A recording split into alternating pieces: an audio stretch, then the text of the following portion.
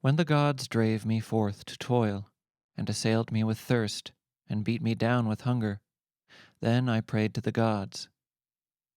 When the gods smote the cities wherein I dwelt, and when their anger scorched me, and their eyes burned, then did I praise the gods and offer sacrifice. But when I came again to my green land, and found that all was gone, and the old mysterious haunts wherein I prayed as a child were gone, and when the gods tore up the dust, and even the spider's web from the last remembered nook, then did I curse the gods, speaking it to their faces, saying, Gods of my prayers, gods of my sacrifice, because ye have forgotten the sacred places of my childhood, and they have therefore ceased to be, yet may I not forget. Because ye have done this thing, ye shall see cold altars, and shall lack both my fear and praise. I shall not wince at your lightnings, nor be awed when ye go by. Then, looking seawards, I stood and cursed the gods. And at this moment there came to me one in the garb of a poet, who said, Curse not the gods.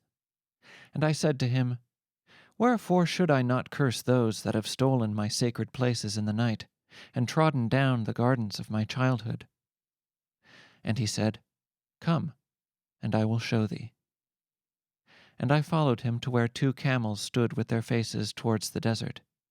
And we set out, and I travelled with him for a great space, he speaking never a word. And so we came at last to a waste valley hid in the desert's midst.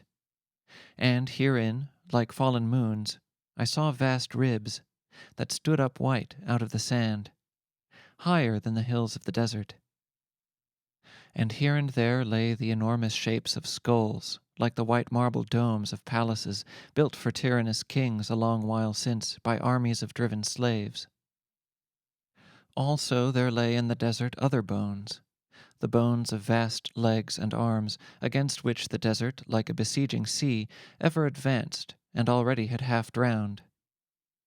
And as I gazed in wonder at these colossal things, the poet said to me, The gods are dead. And I gazed long in silence, and I said, These fingers, that are now so dead and so very white and still, tore once the flowers in gardens of my youth. But my companion said to me, I have brought thee here to ask of thee thy forgiveness of the gods. For I, being a poet, knew the gods, and would fain drive off the curses that hover above their bones, and bring them men's forgiveness, as an offering at the last, that the weeds and the ivy may cover their bones from the sun.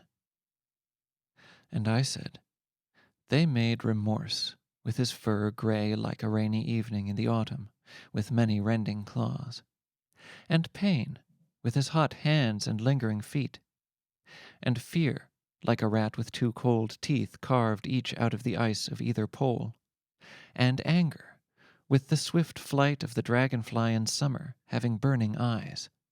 I will not forgive these gods.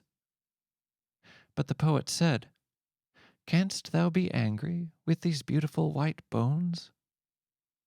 And I looked long at those curved and beautiful bones that were no longer able to hurt the smallest creature in all the worlds that they had made. And I thought long of the evil that they had done, and also of the good. But when I thought of their great hands coming red and wet from battles to make a primrose for a child to pick, then I forgave the gods. And a gentle rain came falling out of heaven, and stilled the restless sand, and a soft green moss grew suddenly and covered the bones till they looked like strange green hills, and I heard a cry and awoke, and found that I had dreamed. And looking out of my house into the street, I found that a flash of lightning had killed a child. Then I knew that the gods still lived.